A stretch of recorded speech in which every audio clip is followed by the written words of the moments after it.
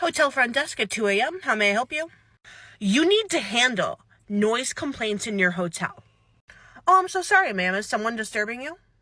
You could say that. Whoever's above us has been tap dancing since at least 10 p.m. Oh, I'm so sorry about that. I can see the room number you're calling from, so I will go ahead and check the computer to see who's above you. It's a little weird that you can just see what room number I'm in. Yeah, well, actually, I'm the one who assigned your room, so I do know where you are. But in this instance, you're on the second floor, and the portion of the third floor above you is actually closed for construction. We don't have anyone checked in up there. So you're doing construction at 2 in the morning? No, we most definitely are not. I am not sure what sounds you're hearing, but I am more than happy to go up and check.